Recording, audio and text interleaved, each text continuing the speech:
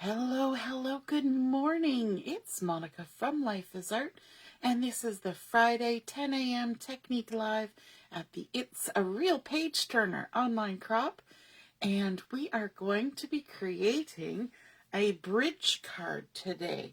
And it's been a while since we created one of those, so I hope that will be something to kind of remind you of a technique. And we're going to be doing some stamping. Let me just bring in the catalog here. This is the July-August catalog from Close to My Heart. And we're going to be using the mix-in papers from this catalog. The mix-in papers are a beautiful collection of patterns in different colors, and they work so well with the collections that are in the catalog, but then they also work well on their own, and they work mixed in with other things because they are just patterns in colors. And so that is a fabulous resource. Then we are also going to be using, way back in the back of the book, this month's stamp of the month. And this month it is called Goodbye Isn't Forever. And the stamp of the month is a great program because you could purchase this stamp yourself for $27, or if you place a $60 order sometime during the month, you can get this for $6.75 as discounted. And if you're a VIP and you put in an order for $60, then you can get it for free. How awesome is that? So we're going to be using the stamp of the month, we're going to be using the mix-in papers, and we're going to make a bridge card. I think that's kind of interesting too, because the largest image here in this stamp set has a bridge in it. So I thought, well, that would be sort of, what is it called, meta or whatever, where it's a bridge on a bridge card. And so that's what we're doing today. And for the base of the card, I wanted to start out with kind of a nice cheery color. And so I decided to use peach for this. And so my peach cardstock has been cut to 8 inches by 4 1/4. And I will post the dimensions for all the pieces when I post the picture of the finished product. So this is 8 by 4 1/4. And I'm just checking here where it shows up best on the video. Gotta wait a second for it to catch up. Okay, it's not so bad right here. And so we're going to line it up on our Versamat. If you have a scoreboard, you can do that too, because we're going to need to do a little bit of scoring. It's not hard scoring. Don't worry. Take a deep breath. I know it's early in the morning for some, and some of you are at work right now. So don't worry. I will write down all the measurements. So we're going to score along this 8-inch side at 1 1/4. So just line up my ruler there at 1 1/4. Ta-da! And then we're going to jump over to 2 1/2. Scoring at 2 1/2. And then we're going to make a bigger jump, and we're going to score at 5 1/2. Right there. And then we're going to score at 6 3/4. 6 3/4. Right there. And that's it. That's all the scoring. So 1 1/4, 2 1/2, 5 1/2, and 6 3/4. Good morning, Michelle. Nice to see you're watching. If you're joining me live, just say hello or howdy so I know you're here. And if you're listening or watching on replay, then you can say replay. All right, so now we need to crease on our score lines. So we've got a larger section in the center with a score line on either side. So we're going to fold those first. So we're coming in 1, 2 score lines from the outside. We're going to fold that forward, creating a valley fold, just like that, making sure we're lining up top and bottom. And then this crease score line here that's in the center, we're going to fold that back. So we're just going to lift up and fold it back, and that's going to create a mountain fold, like that. So we've got our valley fold, then our mountain fold, V for valley, and then up, a peak for the mountain. Okay, now we're going to do the same thing on the other side. We're going to come into this crease line that is around this center panel, and we're going to go forward, push the score line down into the valley, and create a valley fold. And then we're going to push this first outside score line. Push the score line up into the mountain, up the mountain, down the valley. There we go.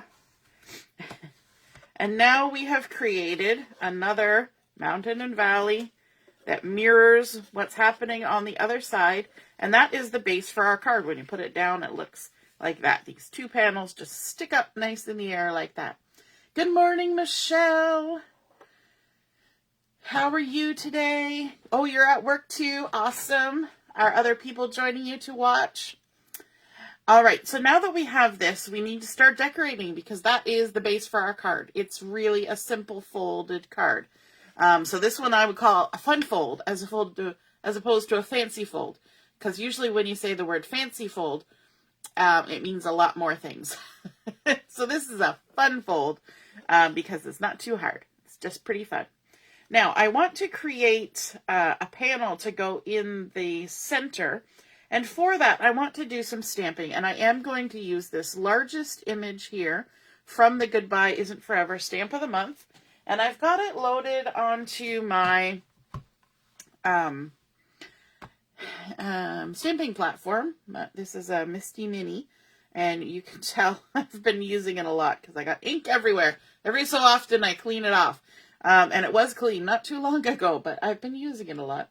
And so this piece of white daisy that I've got in here is 2.5 by 3 3/4. Again, I will post those measurements. And what I'm doing is I'm kind of lining it up so that some of my image is going off the edge. And I've also lined it up near the top. So you can see my magnet is holding it at the bottom. I'm going to leave a bit of space at the bottom where nothing's happening because a bridge card has a strip that goes across here. So the very bottom of the card is not always the easiest to see. So we don't really have to worry about that. So I'm going to have it positioned so the top of this larger tree is just going off the edge. We've still got our bench. We've got our little bridge going on there. And then let's ink this up. I'm just going to use black ink for this. And I suppose I could have a piece of scrap paper in behind my cardstock because I'm going to probably ink, get ink on the foam underneath, but I'm not too worried about it. And then we can just go ahead and stamp that down. And I'm going to do it a couple times just because my my black ink needs to be re-inked. And I have not taken the time to do it. So it always needs just a little bit of extra. And just going to check that out. You know what? I might do it one more time. Now, this particular stamp is not a solid stamp. Okay, they've done it so that it looks a little bit shaded. And so you're not looking for crisp lines. You're just looking for even inking. When you're even-ish inking. There we go. That looks good. Let me lift this up here so you can see like the pieces on the bench here. They're kind of shaded. In the water, it's kind of shaded. It's a little bit sketchy, like it's sketch drawn. And so you're not looking for like a solid, crisp line. There is variation in the color and the shading of that. All right, let's give this a wipe off. Like so. We're going to use our platform again in a minute. I'm going to take this off. And this is a big stamp, and it's a little bit different shaped, so you definitely want to be careful and walk it off the platform so that you're not pulling on the stamp, causing it any kind of damage. And then we can put it back on the carrier sheet. Like so. And like I was showing yesterday, sometimes what I do is I lay my stamp down and then I actually pick it up with the carrier sheet. And I find that helps me line the images up a little better. See that? Just picks it right up like that. Okay. Let's set that aside for now. We'll come back to it in a minute. Our little stamped image here, I want to back it with some charcoal cardstock. And this has been cut to 2 3/4 by 4 inch. So I'm just going to go ahead and add some adhesive to the back of the stamped image. Now, I'm not coloring this image. I am not adding ink to this image. I am just going to leave it in sort of that grayscale mode that it stamps in, and I really like the look of it because it does look like a sketch, and because of the shading in it, I think it looks really, really pretty, just sort of left as grayscale. And so that's why the base of my card is sort of a brighter color, a little bit more cheerful looking, because I'm keeping my stamping as grayscale, and that's totally fine to do. You can do that. All right, now we're going to bring in our card base, and then this panel is going to be centered in that space between the two edges of our bridge, in the space in the middle, in the panel. So let's remove the backing, and you can kind of push those down, and then just line it up, pop it in the center. There we go. So do you find that that's a pretty contrast between that peach and gray? I always like the combination of peach and gray. Those two colors seem to work so nicely together. I know when my daughter was little, because she has red hair, and so if we wanted to put pink or peach or any of those colors on her, we usually combined it with gray, and then it was kind of toned it down in contrast to her hair. So I kind of like things mixed with gray. All right, so now to decorate the sides, I have some of the gorgeous pattern paper from the Mix In collection, and this is a mink leaf pattern on sort of a minky background, and you're going to need 4 pieces for this. Now you can mix it up. You could have a different pattern on the outside panels and a different pattern on the inside panels. If you have a stamped image that would be wide enough to carry across all of those 3 inside panels, you could totally make like a wraparound picture happening in there, but I decided just to go with all of the same pattern. So these are 1 inch by 4 inch pieces, and what I'm going to do to add a little bit of contrast, I've got my pewter ink here, and I'm just going to use my ink pad. Let me pick one of these up, and we're just going to ink the edges, old school, just rub it on the ink pad, and I'm I have my ink, and then I have my paper, and I'm tipping my paper just a little bit towards the side with the pattern so that you get a little bit of that inky edge just on the very edge. It's almost like you took a pen and drew around the edges. There we go. So we'll do that to all of them. Anybody else ink edges like this? It's totally old school, but it's kind of a cool effect. All right, so we'll just go around all of these. These are all 1 by 4s. There we go. And then the next. And actually, I think that last one I've already inked the edges on it, just to save a bit of time, and also because I was checking to see if I wanted to do it that way. Sometimes you change your mind, right? So I checked it out first. Okay, so there we go. And now we can go ahead and add these to our page, but I want to make sure I actually did cut these so that the patterns carried across.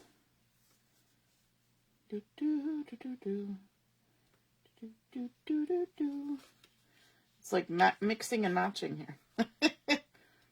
Yep, that one's the next one. And then that one's the next one. Okay. It's not essential to do that, but sometimes weird people like me do that. So I'm going to start on the left-hand side and work my way across. And it really doesn't matter which way is up or down unless you want to match the patterns, because this pattern works either way.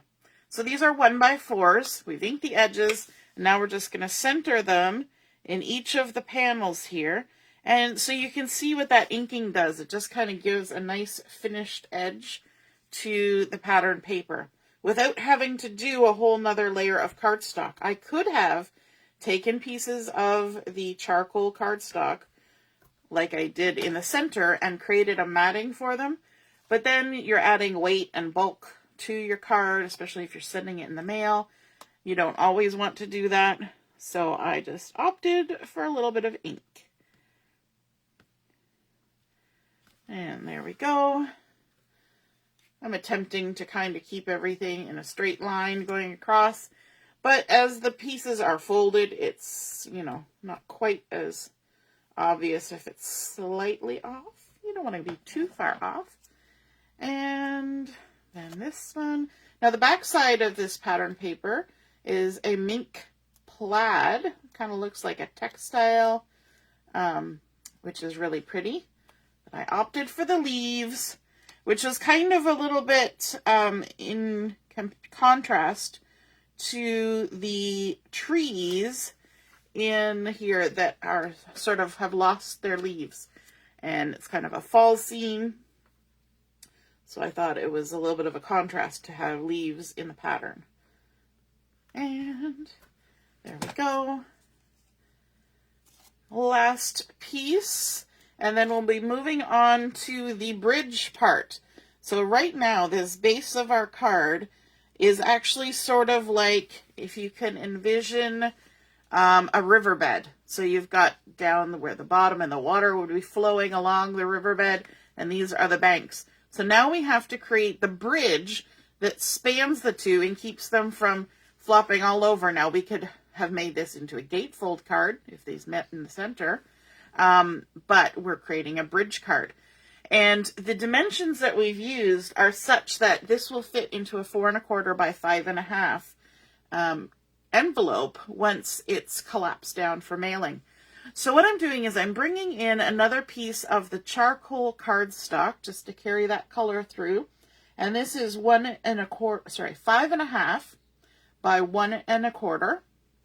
And then I have another piece of the mix-in paper, and this one is in the sage color. And it sort of looks like nubbly gravel. If it was brown, you would say it looked almost like a cork board. That's the kind of pattern that it is. But with this in the background, I think it kind of looks like gravelly or, you know, just sort of grassy, that sort of feel. And since it's going across, I thought that was nice. The back side of this is also a beautiful pattern with a little bit of a diamond tone-on-tone sage, but I'm sticking with the front, and I actually want to stamp on this. I'm going to stamp my sentiment on here. So let me move these out of the way, and I'm going to use my stamping platform for this as well. I'm going to just put this down here like this, and stick that down. And the sentiment that I want from the stamp set is praying for you in your loss.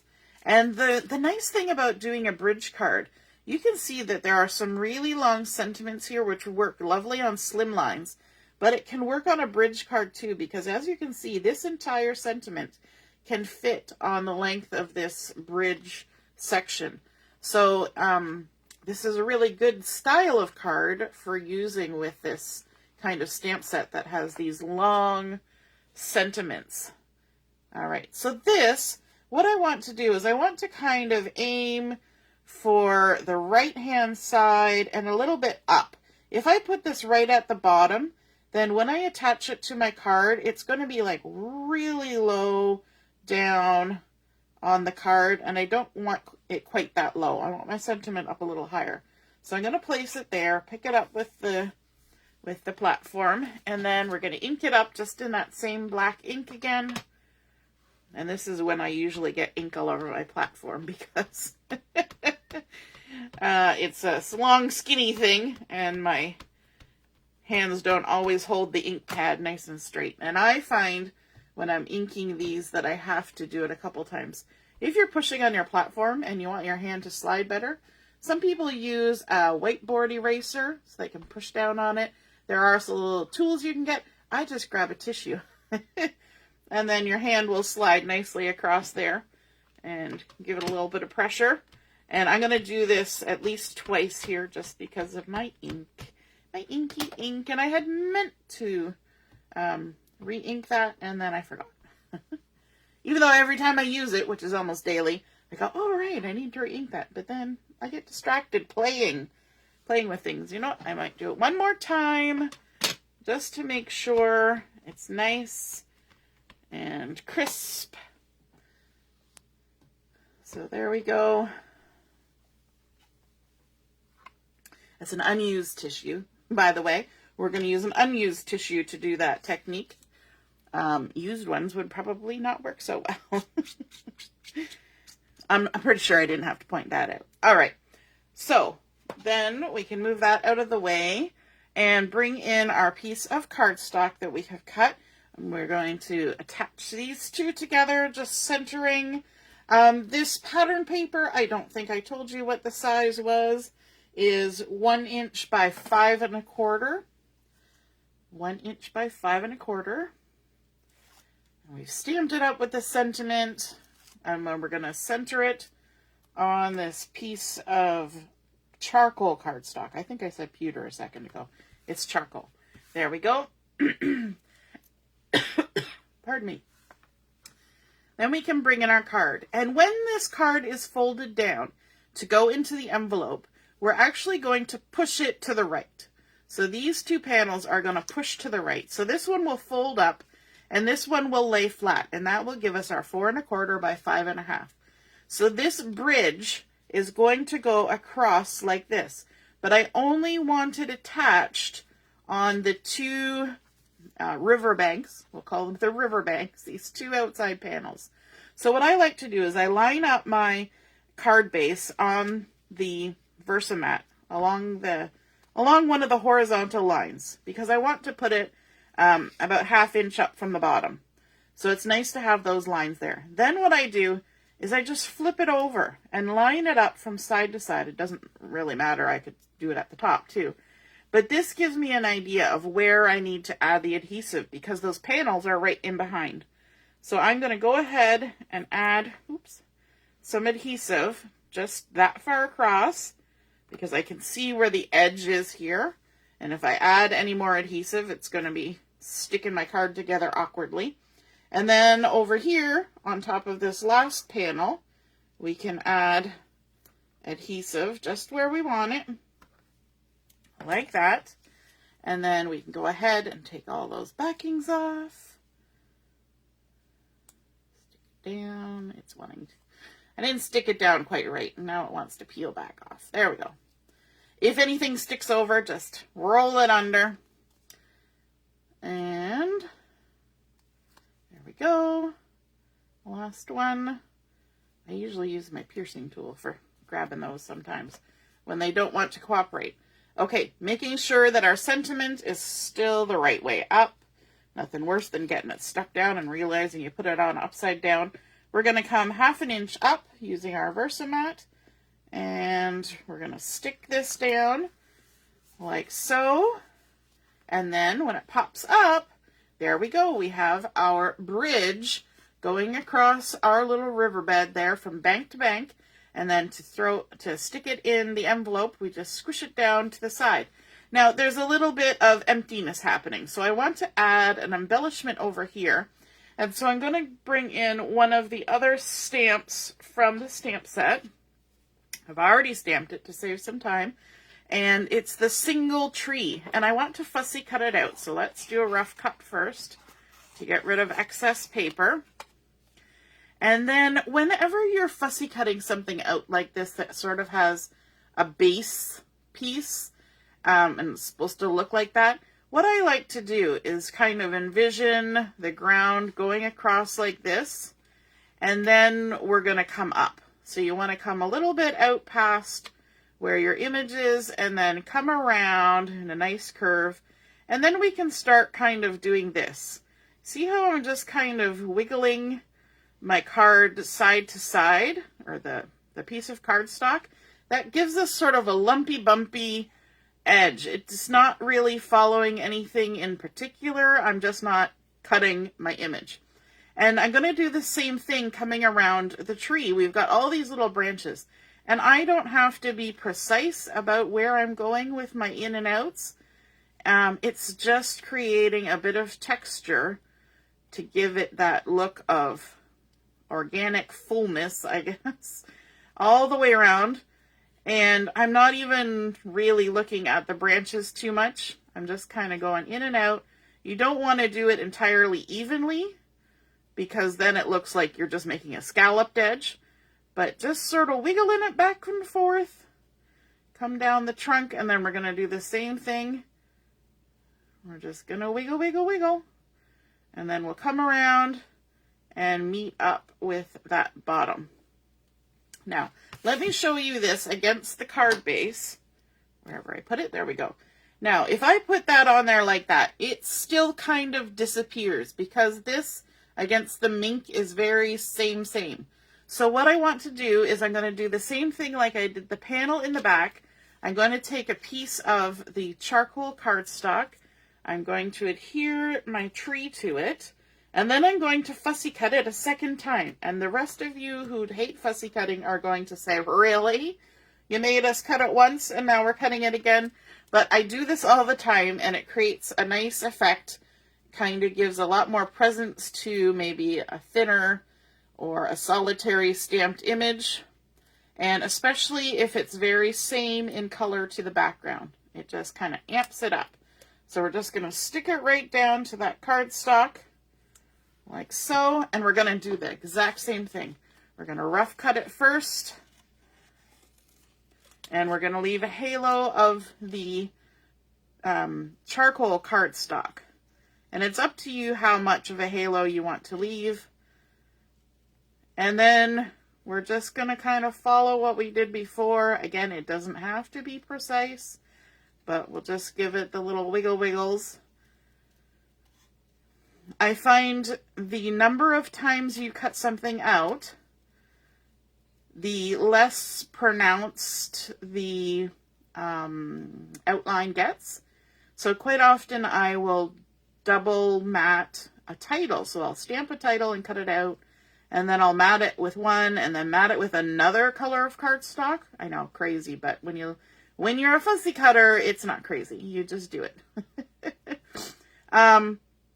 And it gives it a lot more oomph, especially for a title. But, you know, the first time you cut it out, it's very precise, right? You're following that stamped image. The second mat, you're kind of following the edge of your previous fussy cut. The third time, you're loosely following the edge of your second fussy cut, right? Like it gets a little more blurred as it goes out, and it looks perfectly fine when you do that. So, at least when you do the second time around, it doesn't have to be quite so much. Now, you can see now that that really stands out a lot more than it did as just the stamped image. So what I want to do is I want to have the foot of the tree kind of a little bit nudging underneath the words here, and the edge of my tree kind of coming off. And I'm going to pop it up with some foam tape. So I'm going to grab my foam tape, but I don't need to put foam tape everywhere because I know I'm going to go off the edge. So I'm not going to put foam tape on this side here, but I do know that the foot of my tree is all on that bridge at the front, so I can add it all the way across there. You just kind of look at where your piece is going to sit and whether it needs foam or not. So let's go ahead and remove the backing on that and that. And this is just a tiny little embellishment. So the fact that there's no foam under this side is, you know, it's not going to drop and suddenly sag into a hole or anything. It's going to be just fine. All right. So let's add our tree on the front there like that. And then I want to add one more embellishment, and I have my gray dots here. And from my gray dots, I'm going to use the darkest gray. Yay, there's 2 sheets. And I'm just going to use the circles, the middle size, and I'm going to use 2 of them. And usually when we do embellishments, we do groups of 3. But what I'm kind of telling myself is that my tree is an embellishment. So that's one of my 3.